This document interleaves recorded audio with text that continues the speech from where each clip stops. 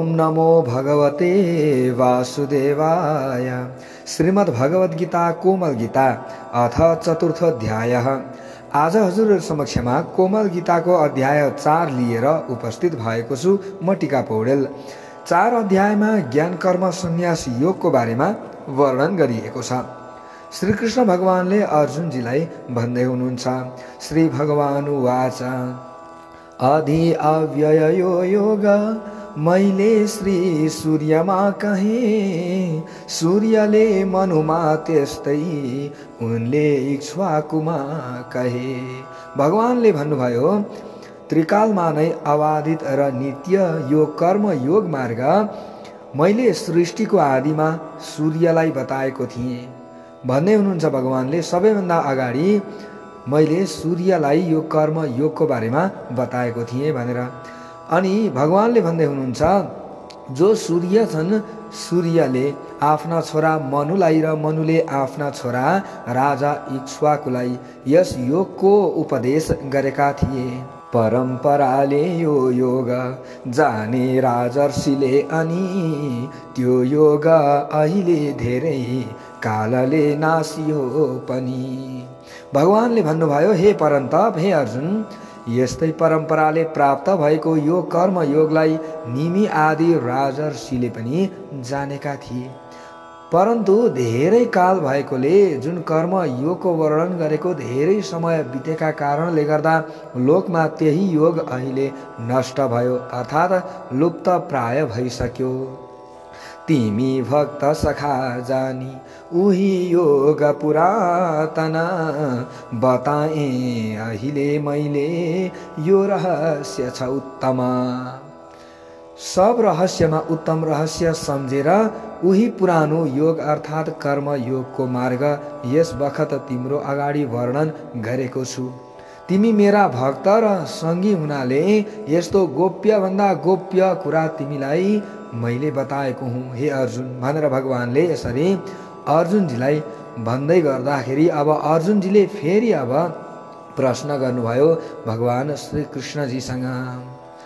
वरै हजुरको जन्म सूर्यको जन्म त्यो पर, भन्नुभो पहिले भन्ने जानु कसरी आखिर। अर्जुनजीले सोध्नुभयो, हजुरको जन्म हाल अहिले यहाँ भएको छ, तर सूर्यको जन्म यसभन्दा धेरै पहिले भइसकेको छ।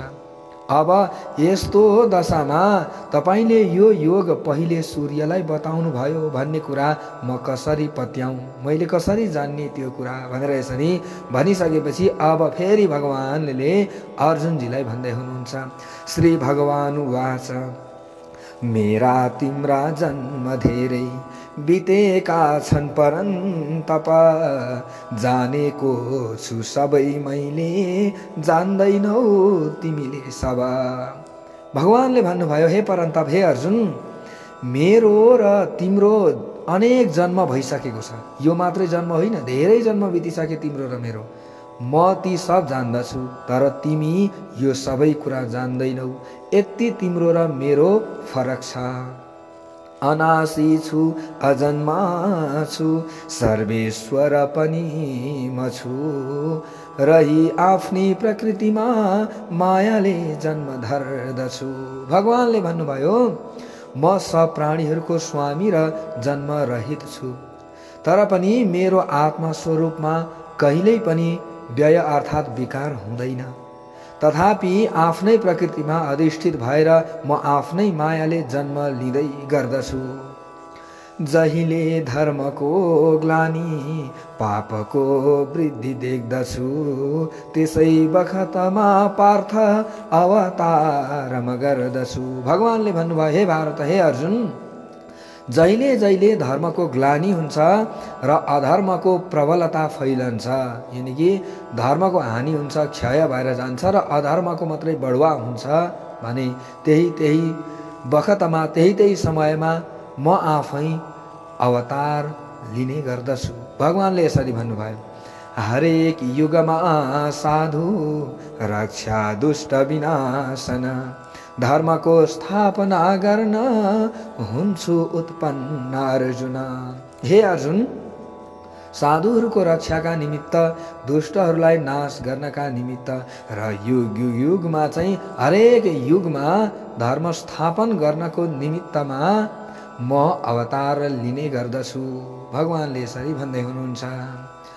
दिव्य मेरो जन्म कर्म तत्त्वले जुन जान्दछ, मरेपछि जन्मदैन महिमा त्यो मिल्न आउँछ। हे अर्जुन, यस प्रकारका मेरा दिव्य जन्म र दिव्य कर्मको तत्त्वलाई जो व्यक्तिले जान्दछ, जो पुरुषले, जो मानिसले जान्दछ, त्यो पुरुष, त्यो मानिस फेरि शरीर त्यागेपछि अर्को जन्म उसले लिनु पर्दैन। अर्थात् मसित नै आएर ती व्यक्तिहरू मिल्दछन्। छोडी राग भय क्रोध महिमाश्रित मनमया, धेरै ज्ञान तपः शुद्ध भएका छन् ममालय। प्रीति भय र क्रोधबाट छुटकारा पाएका, मत परायण यानि कि ममा नै परायण भएका, मेरै आश्रयमा आएका अनेक यस्तै ज्ञानरूप तपस्याले शुद्ध भएर मेरै स्वरूपमा आई मिलिसकेका छन्। जो जस्तो भावली आउन् तिनमा त्यस्तै म बन्दछु, सबै मानिसले पार्थ अनुगम्य सदा म छु। हे पार्थ, हे अर्जुन, जुन पुरुषहरू मलाई जस्तो प्रकारले भज्दछन् तिनलाई म उस्तै प्रकारका फल दिन्छु। त्यसो हुनाले जताततैबाट पनि मनुष्य मेरै मार्गको पछि पछि आइपुग्दछ। कर्मको सिद्धिका निम्ति गर्दछन् देव पूजना, मिल्छ यो लोकमा चाँडै त्यो कर्म फल अर्जुन।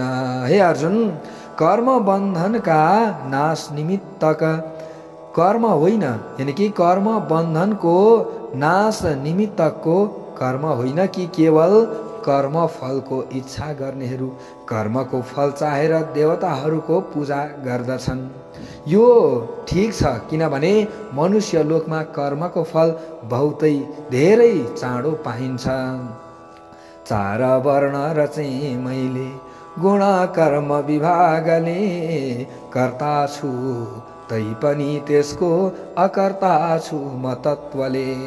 हे अर्जुन, मैले गुण र कर्मको विभाग गरेर ब्राह्मण, क्षत्रिय, वैश्य, शूद्र यी चार वर्ण रची व्यवस्था गरेको छु। यो तिमीले याद राख कि त्यसको कर्ता पनि मै हुँ र अकर्ता अर्थात् त्यसलाई नबनाउने अव्यय पनि मै हुँ।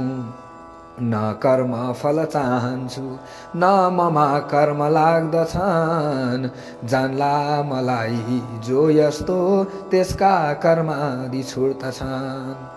मलाई कर्मको लोभ अर्थात् बन्धन हुँदैन, किनभने कर्मका फलमा मेरो इच्छा छँदै छैन। जो मलाई यस प्रकारको जान्दछ त्यसलाई कर्मको बन्धन यानि कि जन्म मरण आदि हुँदैन। यस्तै सम्झी गरे कर्म पहिलेका मुमुक्षुले, तसर्थ गर त्यही कर्म गरे जो पर पूर्वले। हे अर्जुन, यो कुरा जानेर पहिलेका मुमुक्षु यानि कि मोक्षको इच्छा राख्नेवाला, मुक्ति चाहना गर्नेवालाले पनि यस्तै कर्म गरेका थिए। यस निमित्त पूर्व पुरुषहरूले गरिएका अति प्राचीन कर्म नै तिमी पनि गर।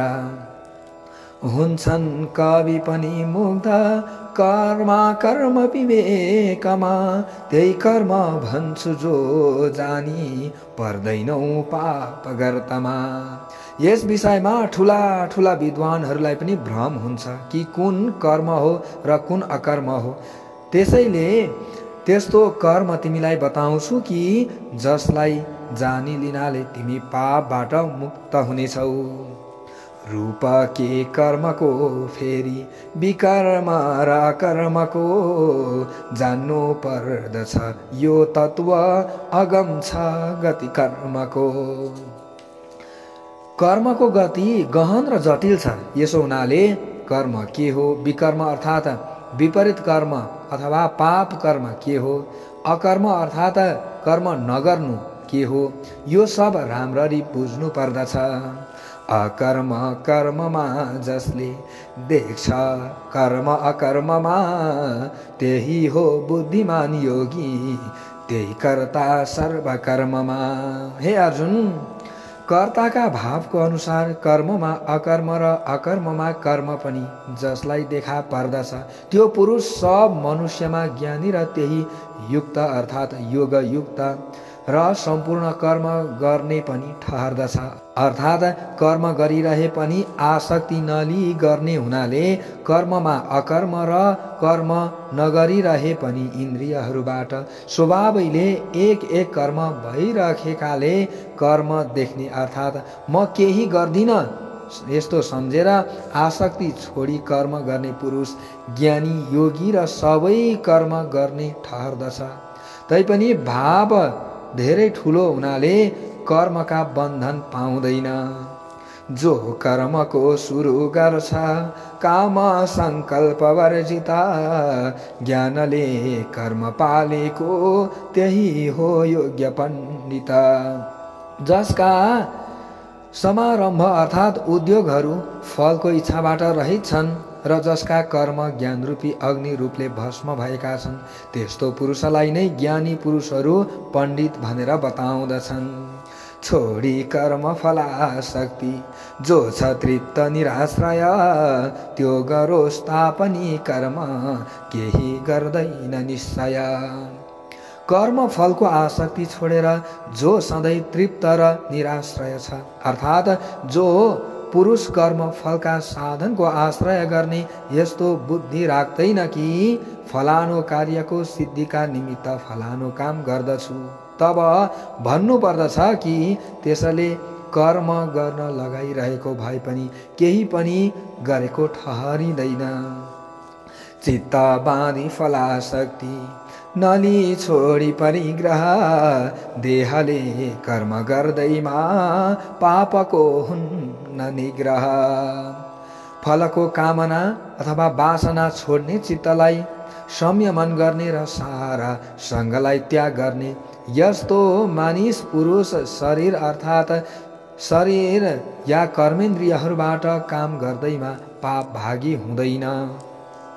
जो जे मिले पनि सुख छ द्वन्द्व मात्सर्य शून्य छ, असिद्धि सिद्धि सम छ कर्मले त्यो अबद्ध छ। संयोगवशले जो कुछ आइपर्दछ, जो पनि आइपर्दछ, जे पनि आइपर्दछ संयोगवशले त्यसैमा सन्तोष लिने, ठन्डा अथवा गर्मी अथवा सुख अथवा दुःख आदि द्वन्द्वहरूलाई सहने, रिस नलिने र कर्मको सिद्धि र असिद्धिमा समभाव राख्ने पुरुष कर्म गरेर पनि तिनका बन्धनबाट अथवा पाप पुण्यबाट बाँधिने हुँदैन। जो मुक्त सङ्ग छोडेर ज्ञानमा स्थिर चित्त छ, त्यो यज्ञ कर्म गर्नेको सबै कर्म बिलाउँछ। राग द्वेषले रहित साम्य बुद्धि रूप ज्ञानमा स्थिर चित्त र केवल यज्ञकै निमित्त मात्र कर्म गर्ने पुरुषका सारा कर्महरू कर्म बन्धनहरू बिलाएर जान्छन्, अर्थात् उसलाई बन्धन हुँदैन। अर्पनु होमिनु अग्नि होम्ने यो ब्रह्म हुन् भनी, सर्व ब्रह्मली बुद्धि ब्रह्मैमा मिल्दछन् मुनि। हे अर्जुन, अर्पण अर्थात् हवन गर्ने क्रिया ब्रह्म हो, हवि अर्थात् होमिने द्रव्य ब्रह्म हो। ब्रह्म रूप अग्निमा ब्रह्मले नै हवन गरिएको छ। यस प्रकारसँग जसका बुद्धिमा सबै कर्महरू ब्रह्ममय छन्, त्यसलाई ब्रह्म नै मिल्छ। देवोद्देश्य गरी कोही योगिता यज्ञ गर्दछन्, ब्रह्माग्निमा पनि कोही यज्ञले यज्ञ गर्दछन्। कोही कोही कर्मयोगीहरू ब्रह्म बुद्धिको सट्टामा देवता इत्यादिको उद्देश्यले यज्ञ गर्दछन्। कोही योगी पूर्वोक्त प्रकारले यज्ञादि सब कर्म यज्ञ रूप उपायको द्वारा ब्रह्मरूप अग्निमा हवन गरिदिन्छन्। कोही संयम आगोमा सारा इन्द्रिय होम्दछन्, कोही इन्द्रिय आगोमा सारा विषय होम्दछन्। हे अर्जुन, र कोही योगी स्रोत आदि अर्थात् जुन कान, आँखा इत्यादि इन्द्रियहरूलाई, श्रोत्रादि जति पनि इन्द्रियहरू रहेका छन्, यी इन्द्रियहरूलाई संयम रूप अग्निमा होम गर्दछन् अथवा रोक्दछन्। यसको मतलब अरू कोही योगी इन्द्रिय रूप अग्निमा इन्द्रियका शब्द आदि विषयलाई होम्दछन्, अर्थात् केही कुराको पनि चाहना गर्दैनन्। कोही इन्द्रियका कर्म प्राण कर्म पनि सदा होम्दछन्, ज्ञान सन्दीप्त आत्मा संयम अग्निमा। अरू कुनै योगीहरू ध्येय विषयद्वारा अथवा ज्ञानद्वारा प्रज्वलित अध्यात्म रूप योगाग्निमा ज्ञानेन्द्रियहरूका र प्राणवायुका कर्महरू व्यापारहरूलाई आह्वान गर्दछन्। धनले र तपस्याले योगले ज्ञानले अरू कोही स्वाध्यायले यज्ञ गर्दछन् ती व्रतीहरू। हे अर्जुन, अरू कुनै व्रतधारी संयमी पुरुषहरू कोही द्रव्य दान या कोही कृच्छ चान्द्रायण आदि तपस्या रूप या कोही चित्तवृत्ति निवारणद्वारा समाधि रूप यज्ञ, कोही नित्य कर्मानुष्ठान रूप पठन पाठन यज्ञ, कोही ज्ञान रूप यज्ञ इत्यादि कयौं यज्ञहरू गर्दछन्। प्राणापान गति रोकी प्राणायामी स्वदेहमा अपान प्राणमा हुन्छन्, त्यस्तै प्राण अपानमा। कुनै प्रयत्नशील तीक्ष्ण व्रतधारी प्राणायामी योगीहरू अपान वायुमा प्राणवायुको हवन गरेर पूरक, त्यस्तै प्राणमा अपान वायुको हवन गरेर रेचक र प्राण र अपान दुवैको जुन यो दुवैको गति आवागमन रोकेर कुम्भक नामको प्राणायाम गर्दछन्। होम्छन् अरू मिताहारी प्राणमा प्राण अर्जुन, यज्ञ जान्ने यज्ञले नै पाप नास्ने सबैजना। हे अर्जुन, अरू कुनै योगीहरू आहारलाई नियमित गरेर अन्तःकरण वृत्तिमा प्राणेन्द्रियहरूको आहुति दिन्छन्। यी सबै यज्ञवेत्ता ज्ञानी यिनै यज्ञका द्वारा पापको नाश गर्दै यज्ञ शेष सुधा खाई पुग्दछन् ब्रह्म सनातन, त्यसका छैनन् दुवै लोक यज्ञ गर्दैन जो जना। यज्ञ शेष रूप अमृत खाएर सनातन ब्रह्ममा प्राप्त हुन्छन्। हे कुरुश्रेष्ठ अर्जुन, यज्ञहीन यज्ञ नगर्ने व्यक्तिका निमित्त यो अल्प सुख भएको मनुष्य लोकमा पनि सफलता प्राप्त हुँदैन भने फेरि त्यसका निमित्त परलोकमा सुख कसरी मिल्न सक्ला। यस्ता यज्ञहरू धेर वेदमा छन् सबै खुला, ती कर्मैबाट निस्कन्छन् यो जानी मुक्ति पाउला। हे अर्जुन, यस्ता नाना प्रकारका यज्ञको वर्णन साक्षात ब्रह्माका मुखबाट नै गरिएको हो। विचार राख कि यी सबै यज्ञ कर्मबाट नै सिद्ध हुन्छन्। यो ज्ञान पाएपछि तिमी मुक्त हुनेछौ। द्रव्य यज्ञ अरू भन्दा श्रेष्ठता ज्ञान यज्ञ छ, सबै किसिमको कर्म ज्ञानमा नै समाप्त छ। हे परन्तप, हे पार्थ, हे अर्जुन, द्रव्यमय दैव आदि यज्ञ भन्दा ज्ञानमय यज्ञ नै श्रेष्ठ छ। किनभने सब प्रकारका फल सहित यावत कर्महरूको पर्यवसान अर्थात् समाप्ति ज्ञानमा नै हुन्छ। तिमीले सिक त्यो ज्ञान सेवा प्रश्न प्रणामले, ज्ञानोपदेश गर्नेछन् ती ज्ञानी तत्त्वदर्शीले। हे अर्जुन, यो मनमा राख कि तिमी तत्त्वदर्शी ज्ञानीहरूको नजिक जाऊ र प्रणाम प्रश्न सेवा गरेर ज्ञान सिक। तिनीहरू तिम्रा भक्तिले प्रसन्न भएर तिमीलाई ज्ञानको उपदेश गर्नेछन्। जो जान्नाले तिमी यस्तै पर्दैनौ फेरि मोहमा, सम्पूर्ण आफूमा देख्नेछौ अथवा ममा। हे पाण्डव, जुन ज्ञान पाएर फेरि तिमीलाई यस्तो मोह हुने छैन र जुन ज्ञानको योगले सारा प्राणीलाई आफूमा अभिन्न देखेर त्यसपछि सबैलाई ममा नै देख्नेछौ। पापी भन्दा पनि बढ्ता छौ भने पनि आखिर ज्ञान रूपी ढुङ्गाले नै तरौला पाप सागर। हे अर्जुन, सब पापी भन्दा यानी कि सबै पापीहरू भन्दा यदि ज्यादा धेरै अधिक पाप कर्म गर्ने पापी छौ भने पनि तिमी त्यो ज्ञान रूपी ढुङ्गाको सहाराले नै पाप सागरको पार जानेछौ। बलेका अग्निले जस्तो काठ सारा डढाउँछ, ज्ञान अग्निले पनि त्यस्तै सारा कर्म जलाउँछ।